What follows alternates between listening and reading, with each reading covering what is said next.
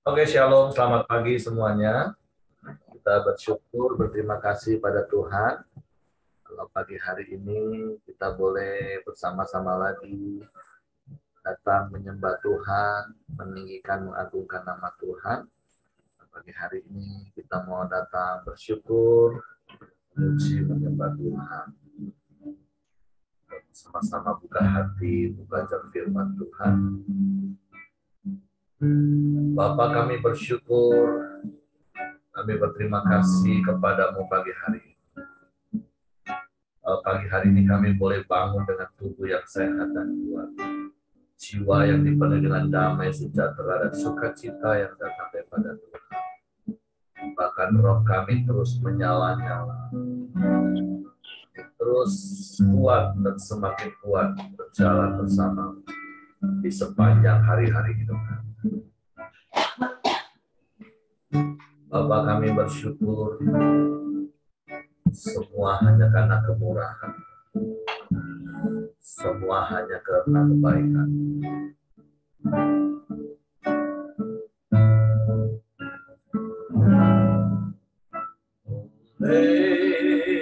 Karena kemurahan Tuhan, ku ada sampai hari ini.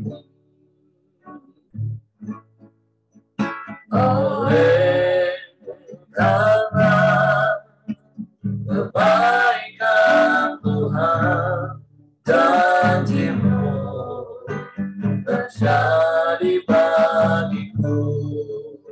Oleh karena kemurahan, oleh karena kemurahan Tuhan, ku ada sampai hari ini. Oleh karena kebaikan Tuhan, janji-Mu terjadi bagiku. Ku semangat Tuhan, ku mengangkat tanganku, selamanya ajaib bagiku. Ku semangat Tuhan, ku mengangkat wajahku, selamanya Kau hebat bagiku. Oleh karena kemurahan-Mu kami ada sampai saat ini. Karena kemurahan Tuhan, ku ada sampai hari ini. Oleh karena kebaikan Tuhan, janji-Mu terjadi bagiku. Ku semangat Tuhan, ku mengangkat wajahku, selamanya Kau ajaib bagiku. Amin, haleluya. Ku semangat Tuhan, ku mengangkat wajahku, selamanya Kau hebat bagiku. Sekali lagi katakan, oleh karena kemurahan-Mu kami ada hari ini. Oleh karena kemurahan Tuhan, ku ada sampai hari ini. Oleh karena kebaikan Tuhan, janji-Mu terjadi bagiku. Amin. Ku semangat Tuhan, ku mengangkat tangan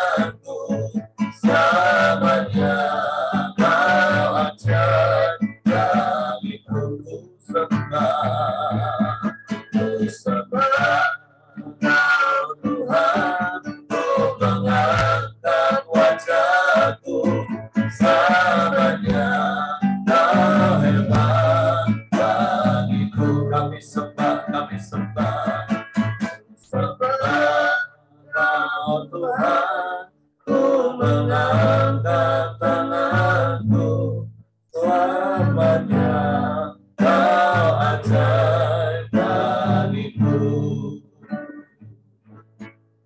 Ku sembah Kau Tuhan, ku mengangkat wajahku, selamanya Kau hebat bagiku. Selamanya Kau hebat bagiku. Selamanya Kau hebat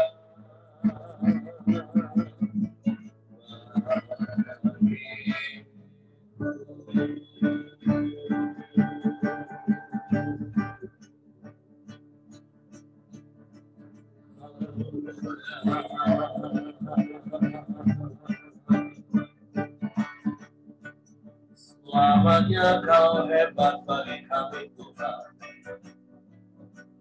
Selamanya Kau hebat bagi kami. Sebab Kau Allah yang tak pernah berubah, sekarang dan selamanya.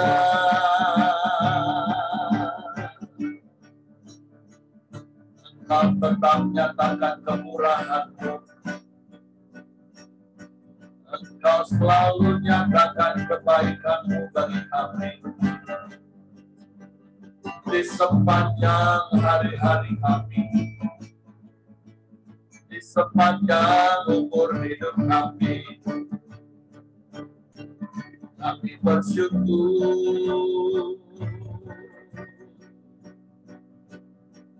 Kami bersyukur.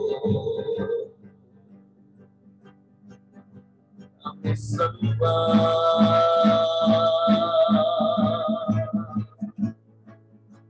Kami sembah.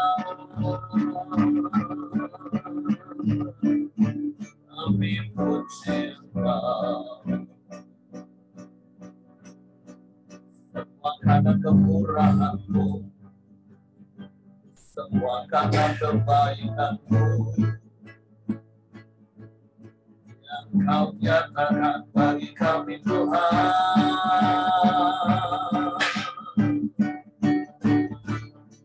Haleluya, haleluya, haleluya. Kami puji, kami sembah, kami tinggikan nama-Mu.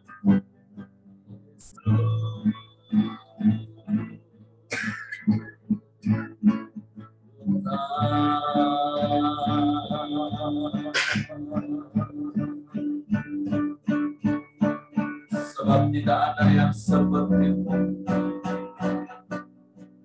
tidak ada yang sama seperti-Mu,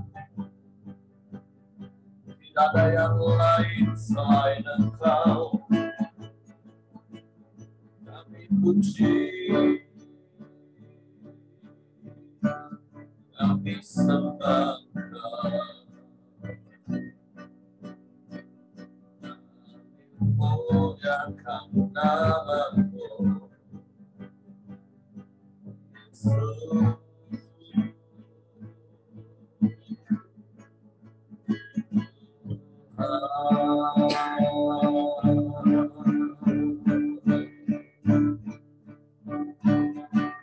Ya Allah,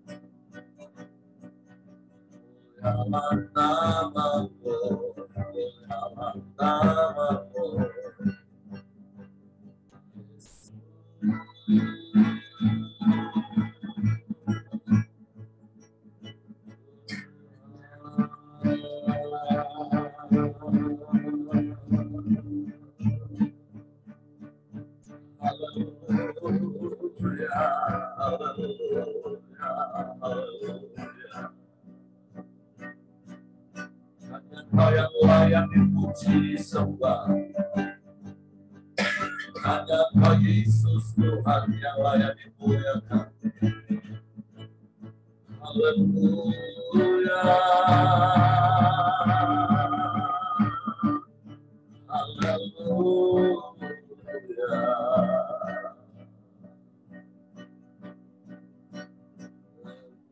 Pujilah namamu.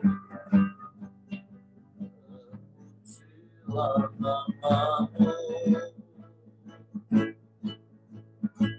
Haleluya.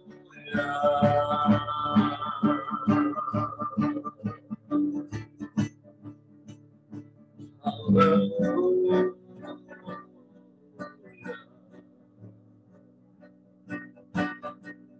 Hanya Engkau yang layak dipuji, hanya Engkau yang layak disembah. Kami tinggikan namamu, kami muliakan Engkau. Haleluya, haleluya,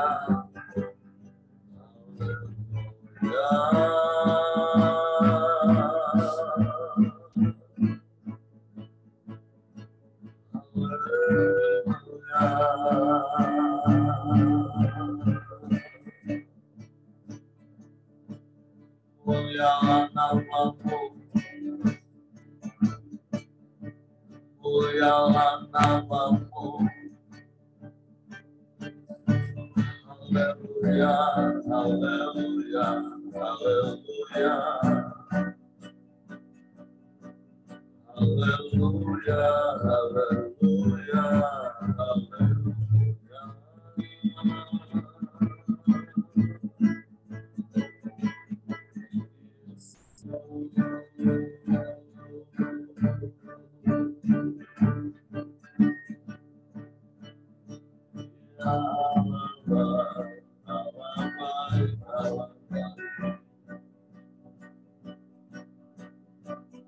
Kami puji, kami sembah, kami tinggikan namamu.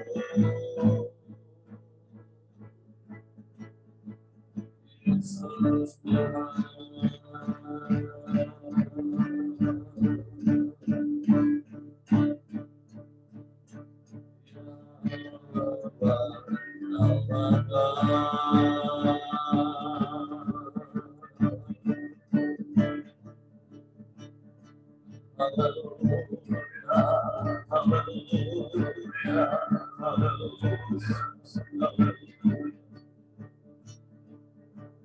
Syukur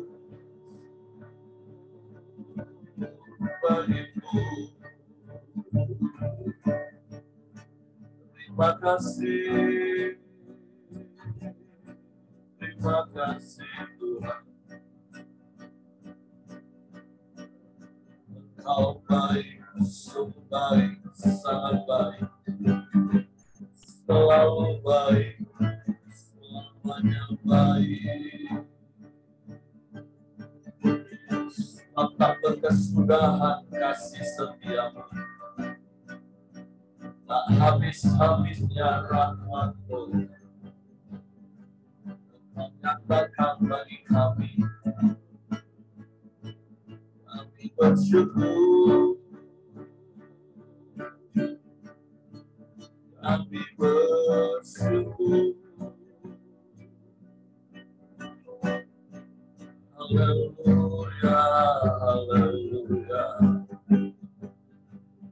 haleluya, haleluya.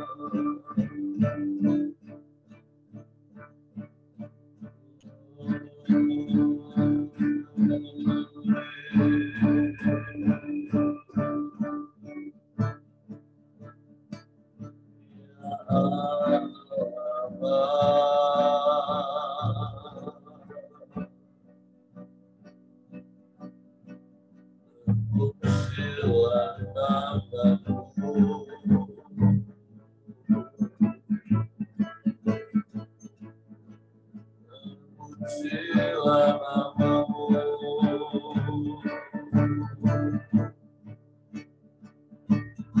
Haleluya, haleluya, haleluya. Terpujilah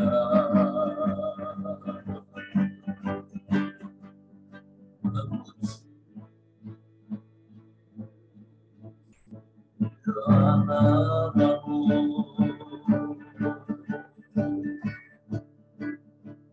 Ya Allah.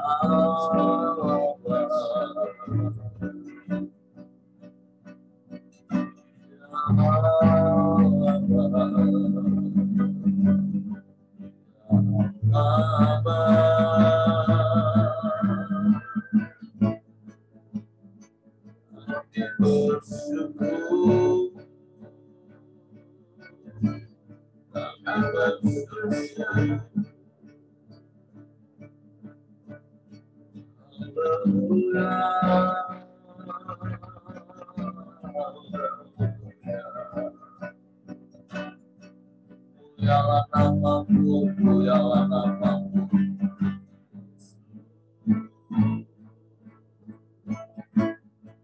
Terima kasih. Terima kasih buat hari yang kau jadikan bagi kami. Terima kasih buat semua yang kau berikan bagi kami. Semua yang terbaik bagi kami. Kami bersyukur, kami bersyukur. Kami bersyukur.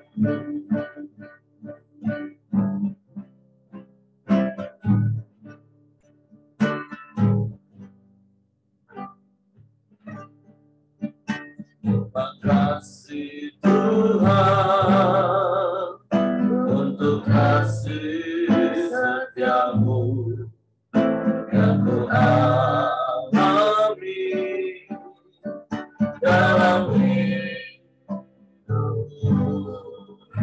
Terima kasih Yesus untuk kebaikanmu sepanjang hidupku. Amin.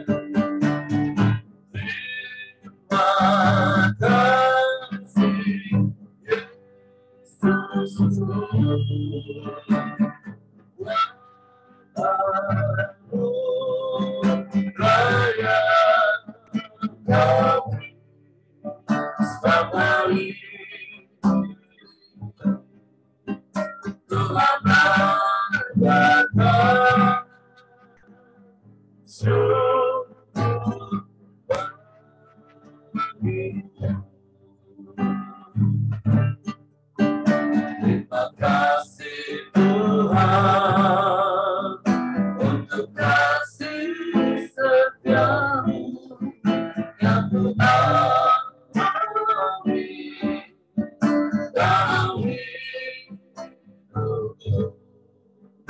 Terima kasih Yesus untuk kebaikanmu sepanjang hidupku. Amin, haleluya. Terima kasih Yesus.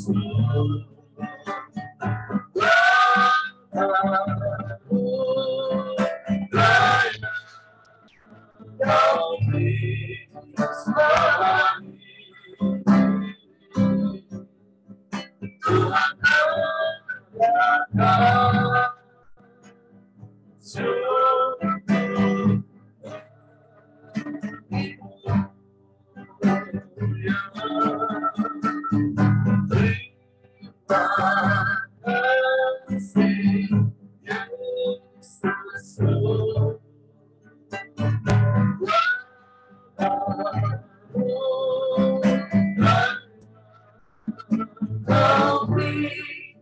setiap hari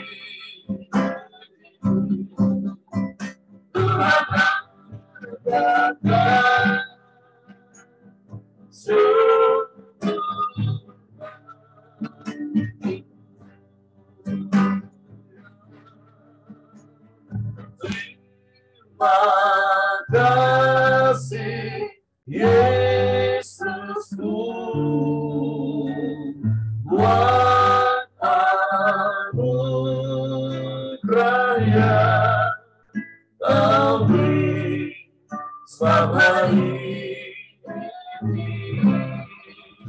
Tuhan adalah syukur bagimu. Setiap hari Tuhan adalah syukur bagimu. Sungguh setiap hari ini ada karena-Mu Tuhan. Setiap hari Tuhan adalah syukur bagimu. Kami bersyukur buat hari yang Kau jadikan bagi kami. Kami bersyukur buat kesempatan hidup satu hari lagi yang Kau beri bagi kami. Dan sepanjang hari ini Kau sediakan berkat-Mu untuk kami nikmati. Kau jaga, lindungi, dan sertai kami. Untuk kami terus bersyukur kepada-Mu. Karena kami percaya Engkau selalu ada bersama kami. Tidak pernah meninggalkan membiarkan kami. Tapi Kau senantiasa melimpahi kami dengan kasih setia, dengan kemurahan, dan dengan kebaikan. Bapak, terima kasih buat pagi hari ini. Kami siapkan hati kami lagi untuk firman. Roh Kudus, tolong kami untuk mengerti, untuk kami memahami firman, sehingga kami percaya akan firman dan kami melakukannya dalam hidup kami. Dalam nama Yesus kami sambut firman. Haleluya, haleluya, haleluya. Amin. Oke, silakan Kak Simon. Baik, selamat pagi buat kita semua. Pagi. Hari ini kita ada cuma 19 orang, tapi nggak apa-apa ya. 2-3 orang aja Tuhan Yesus sudah hadir, apalagi 19 orang. Kita tanpa terasa sudah memasuki awal tahun, tapi di ujung bulan sampailah kita kepada kitab Yudas ya. Hari lepas hari ya kan, saya bersyukur kita diberi kesehatan, kekuatan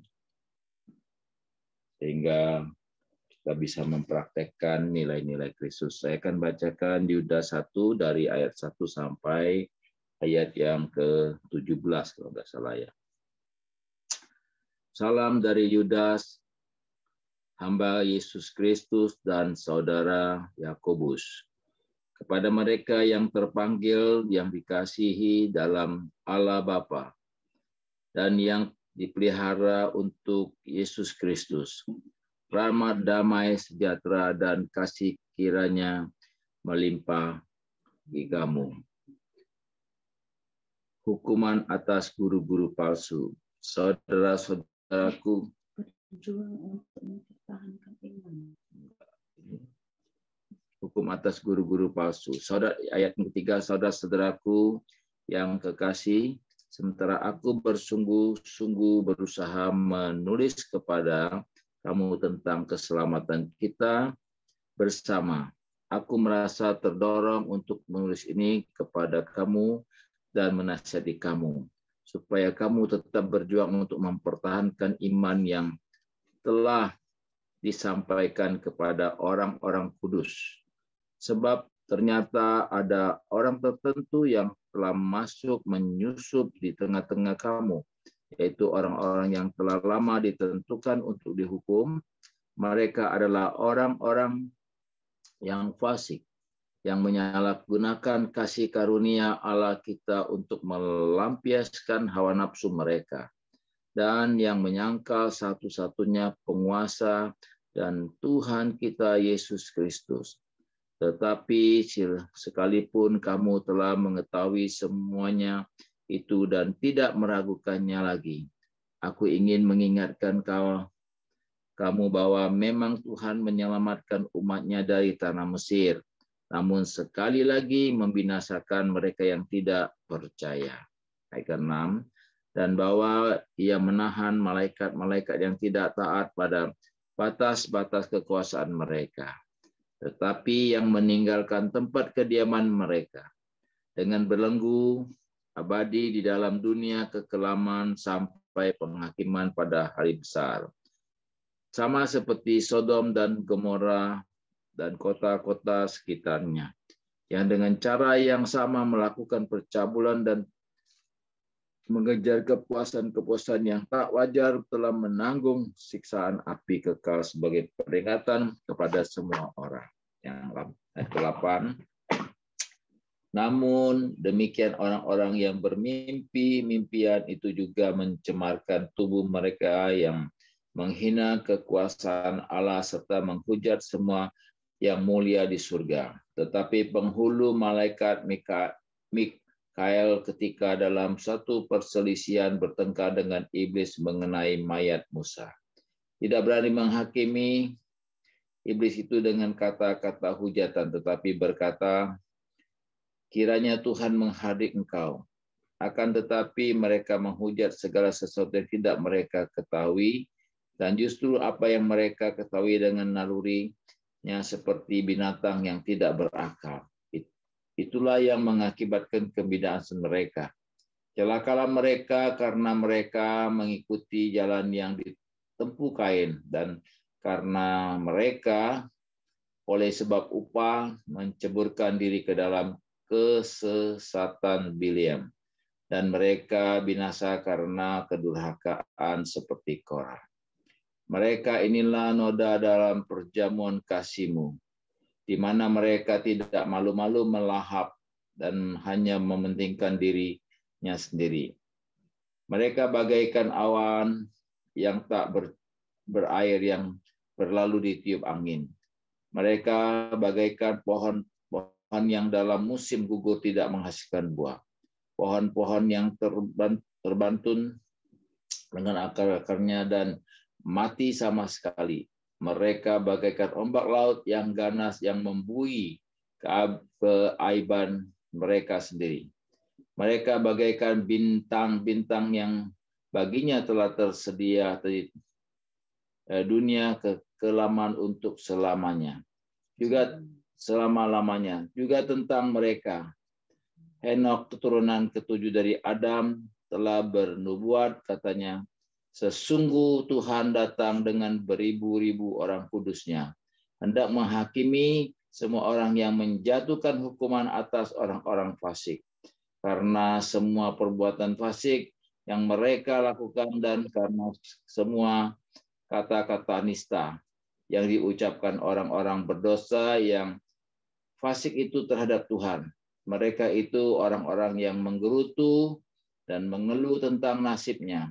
Hidup menurut hawa nafsu, tapi mulut mereka mengeluarkan perkataan-perkataan yang bukan, dan mereka menjilat orang-orang untuk mendapatkan keuntungannya. Ya, di sini pertamanya saya lihat Yudas. Wah, teringatlah saya Yudas Iskariot. Rupanya setelah saya belajar baca, Yudas ini adalah saudaranya Yakobus, ya. Dia adalah saudara tiri dari Tuhan Yesus Kristus. Kenapa Yudas ini begitu peduli, ya? Di ayat 3 itu dia menuliskan ini, ayat ini,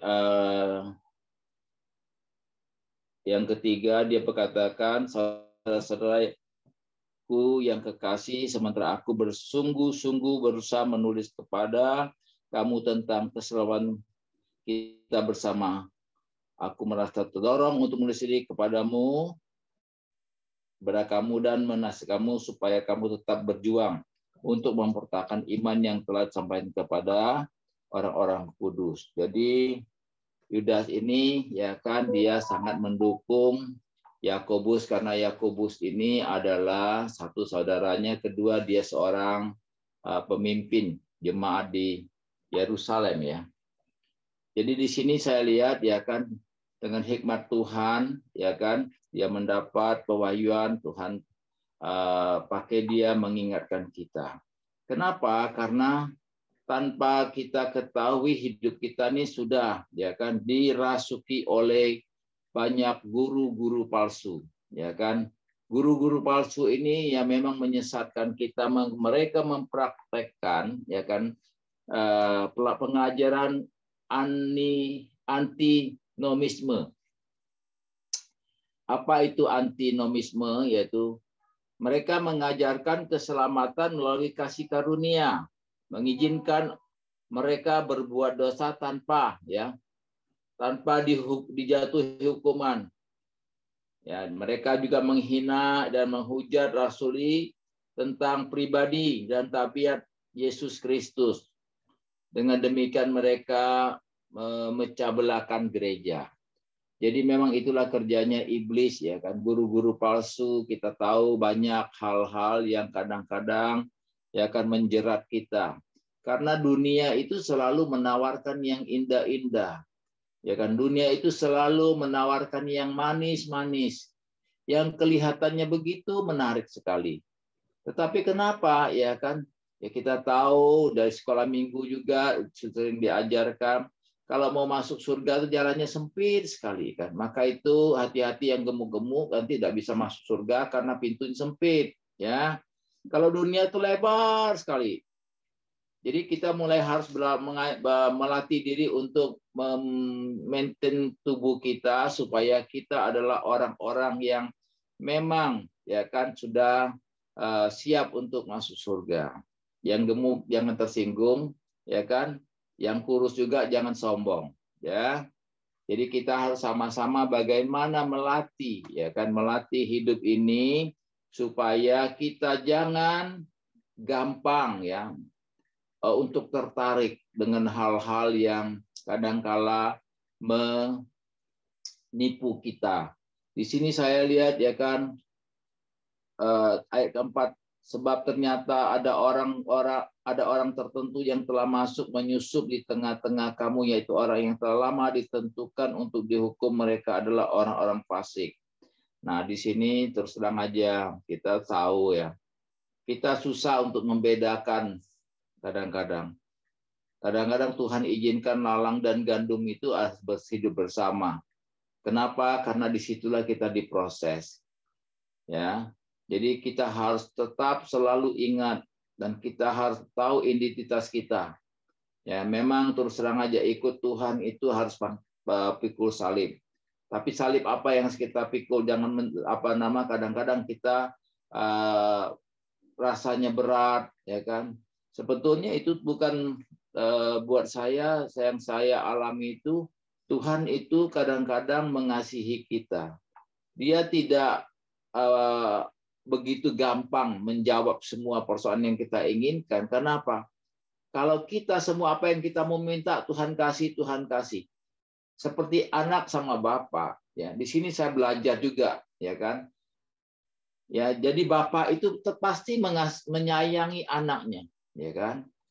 Tetapi ketika seorang bapak tidak bisa mengontrol bagaimana dia mendidik anaknya, mau apa dikasih ujungnya apa?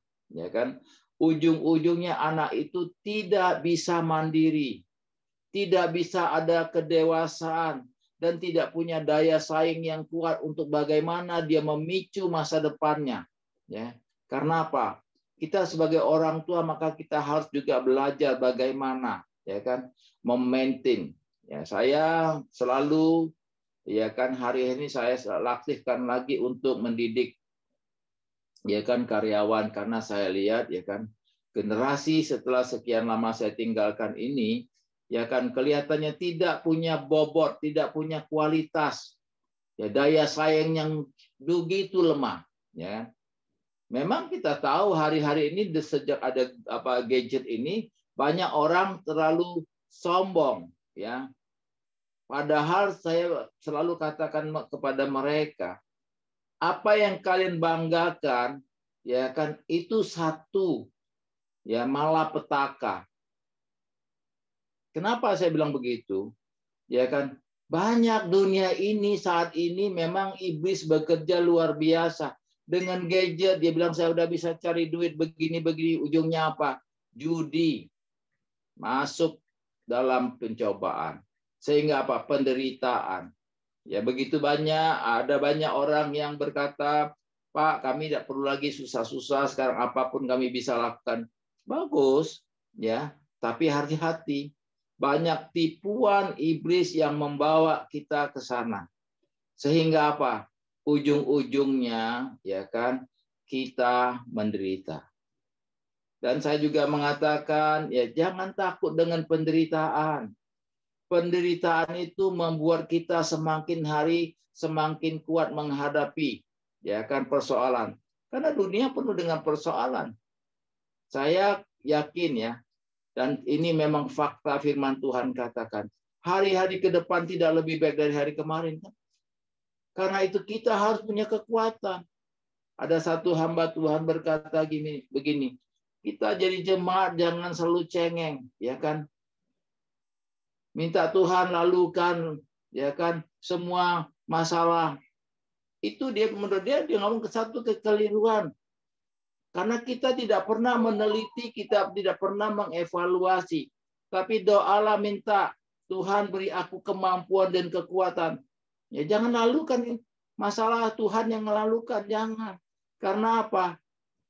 Ketika Yesus di kayu salib juga mengatakan begitu, Bapa kalau boleh lalukan cawan ini daripadaku. Ya, tapi Tuhan Yesus sadar, ya kan? Setelah saya renungkan ayat ini, memang apa yang Tuhan lakukan itu Tuhan mengajar.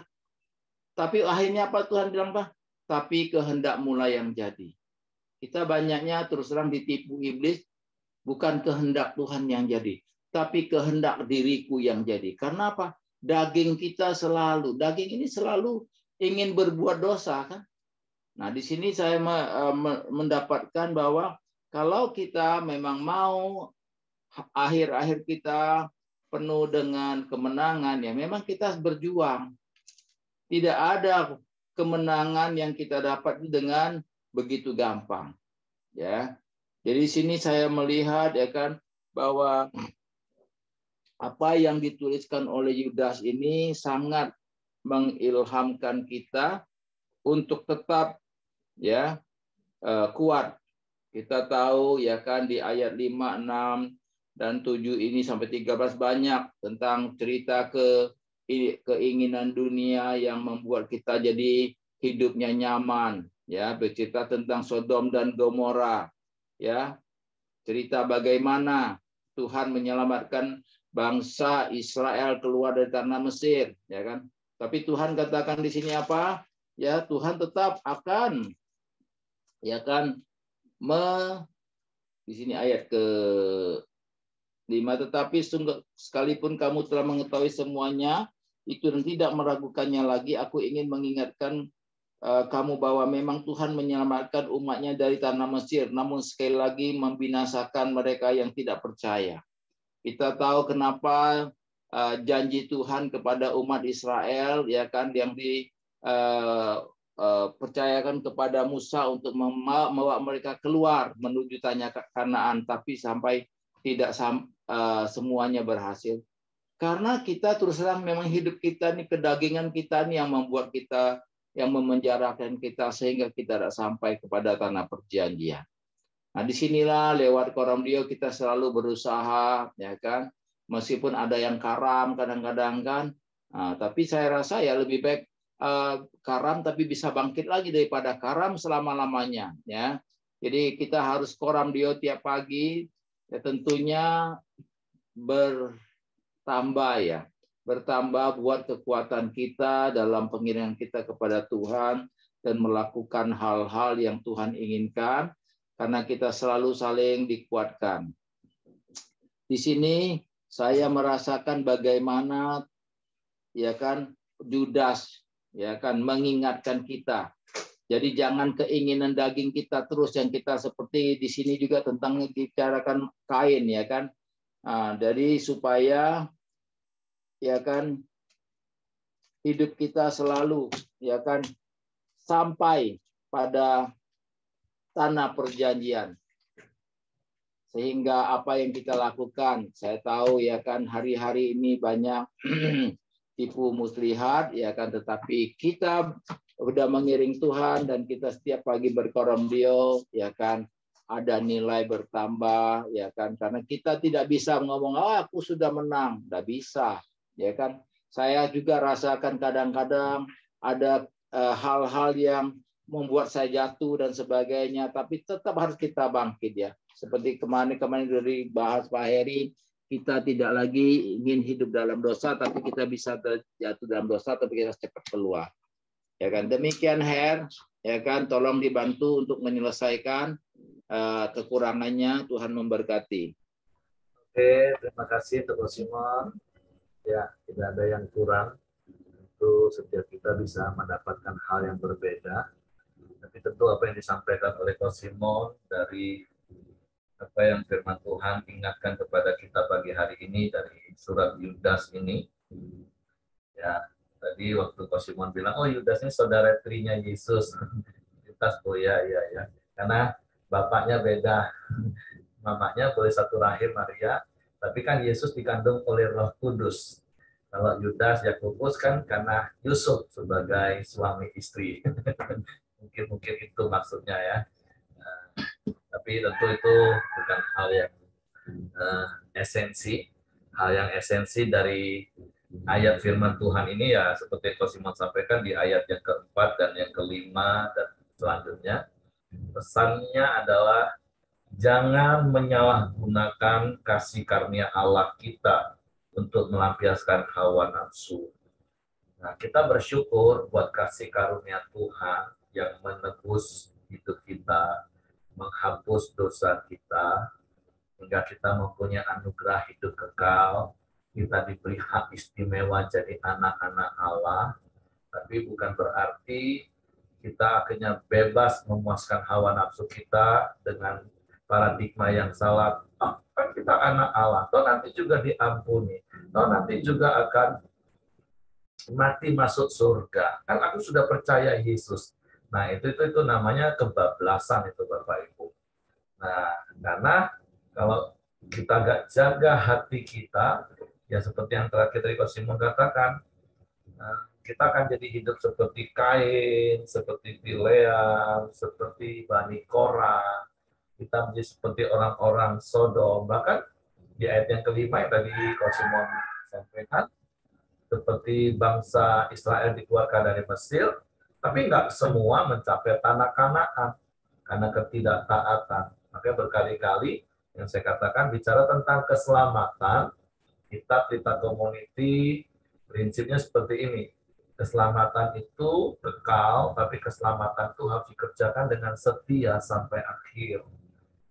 Dan kita harus mempunyai gambaran dan paradigma yang benar. Bukan berarti karena kita sudah ditebus oleh Yesus, kita mempunyai anugerah hidup kekal, terus kita bebas berbuat dosa. Kan hari-hari ini kita sudah belajar bahwa orang yang lahir dari Allah itu tidak berbuat dosa lagi. Nah, gimana caranya supaya kita tidak berbuat dosa lagi? Ya kita nggak usah lawan dosa, tapi fokus saja sebagai orang benar, kita hidup dalam kebenaran firman Tuhan. Fokus saja sebagai orang kudus, kita hidup di dalam kekudusan.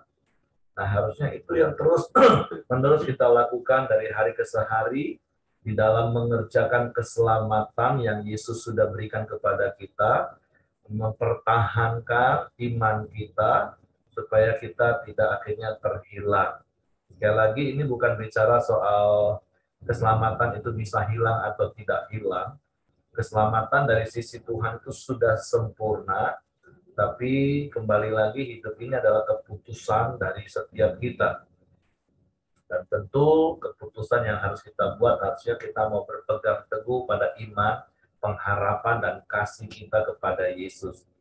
Kita melakukan segala sesuatu itu kita lakukan untuk Tuhan. Dan saya percaya ketika kita berpikir, punya paradigma bahwa semua yang kita lakukan apapun itu juga, karena kita mengasihi Tuhan, tentu itu adalah hal-hal yang baik. Jangan mau ditipu oleh iblis. Contoh hari-hari ini yang sedang terjadi. Kita murah hati, kita memberi, kita mengembalikan persepuluhan. Dasarnya itu sekali lagi hanya karena kita mengasihi Tuhan. Itu sebagai bentuk ketaatan dan kesetiaan kepada Tuhan. Nah, ternyata ada begitu banyak orang Kristen selama ini melakukan contoh mengembalikan persepuluhan, itu karena takut dikutuk oleh Tuhan. Atau dia pengen supaya diberkati Tuhan. Nah, itu kan bahaya. Bahayanya apa? Ketika dia dengar, oh ya ternyata kalau nggak mengembalikan persepuluhan, nggak dikutuk. Oh, kalau kita nggak usah mengembalikan persepuluhan. Nah, jadi dasarnya sudah salah selama ini ternyata melakukan sesuatu. Nah, atau ada orang yang kecewa. Nggak tahu Bapak Ibu pernah dengar nggak? Dan saya berdoa Bapak Ibu nggak pernah ngalami sih kekecewaan. Wah, gimana aku sudah mengembalikan persepuluhan, aku sudah menabur, kok aku mengalami masalah seperti ini, rumahku kok bisa kemalingan, wah katanya Tuhan pagari. Nah, jadi ketika kita melakukan sesuatu karena motivasi yang salah, semua hanya karena hawa nafsu kita, bukan karena kasih kita kepada Tuhan, itu sangat bahaya. Makanya firman Tuhan pagi hari ini mengingatkan kita, jangan menyalahgunakan kasih karunia. Karena sekali lagi kasih karunia itu memang nggak bersyarat. Yang penting kita percaya menerima Yesus sebagai Tuhan dan Juru Selamat, kita punya anugerah hidup kekal. Tapi untuk janji Tuhan, itu semua bersyarat. Ketika kita melakukan bagian kita, tentu sekali lagi melakukannya sebagai bentuk kasih kepada Tuhan. Nah, Tuhan melakukan bagiannya. Artinya bukan kita melakukan firman karena supaya kita bisa menuntut Tuhan. Sama seperti kalau orang bayar asuransi, bayar polis, mereka punya hak menuntut perusahaan. Klaim. Nah, kita nggak seperti itu karena Tuhan bukan perusahaan asuransi, Bapak Ibu. Wah, seakan-akan kita sudah melakukan sesuatu dan kita berhak menuntut Tuhan. Enggak, hubungan kita dengan Tuhan nggak seperti itu. Hubungan kita dengan Tuhan harus didasari dengan kasih.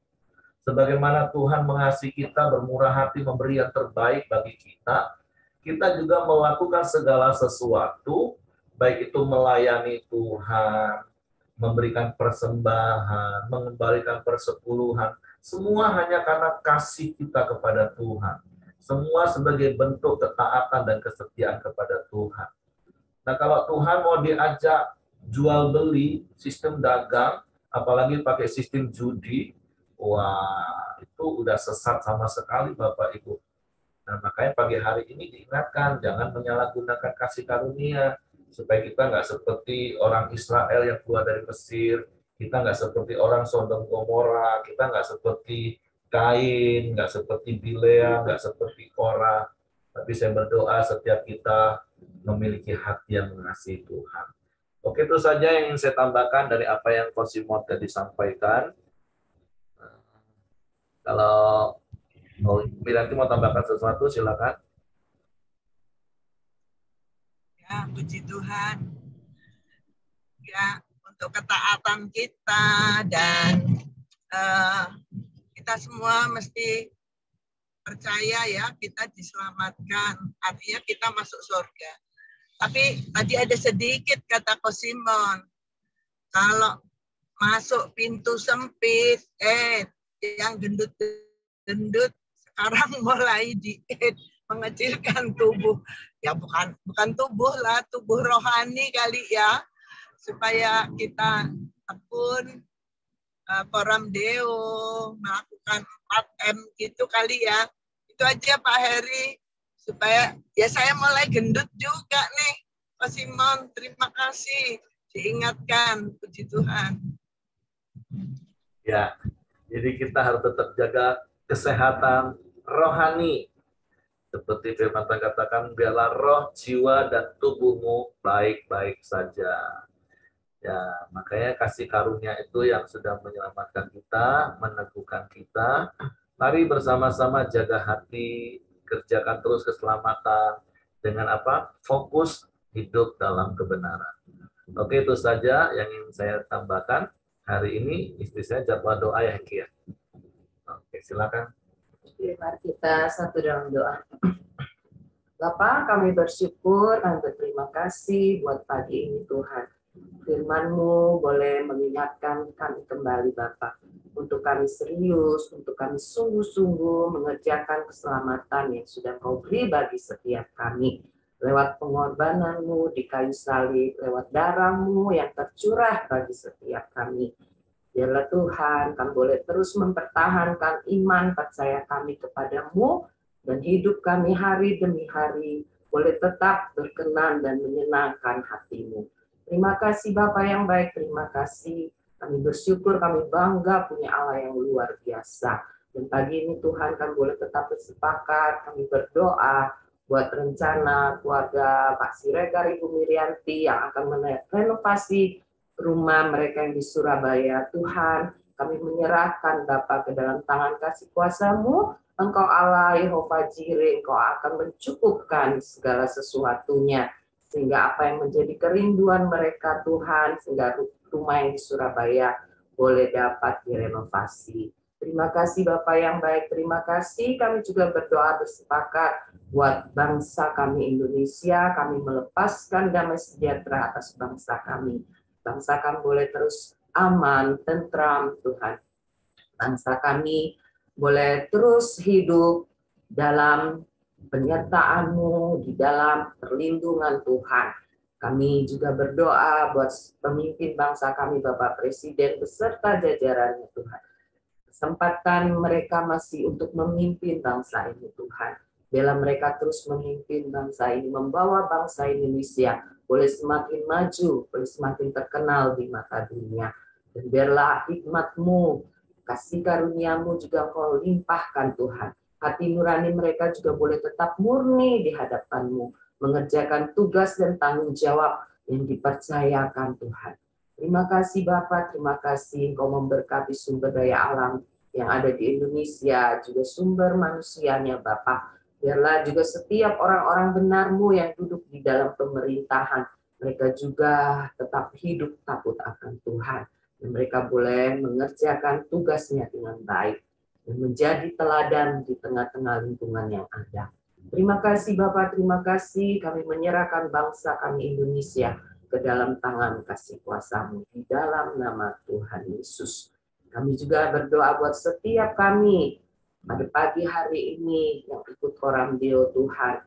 Engkau juga memberkati kami Bapa. Apa yang kami kerjakan hari ini Tuhan, baik keluarga kami dimanapun mereka juga boleh berada, mereka ada di dalam pemeliharaan Engkau Tuhan. Terima kasih Bapak yang baik. Kami berdoa juga buat Kosimon yang sudah menyampaikan firman Tuhan. Engkau terus pakai Koko Tuhan di tengah-tengah keluarga besar yang mengenal Engkau. Biarlah lewat hidup Koko juga mereka boleh terus Bapak hidup takut akan Tuhan.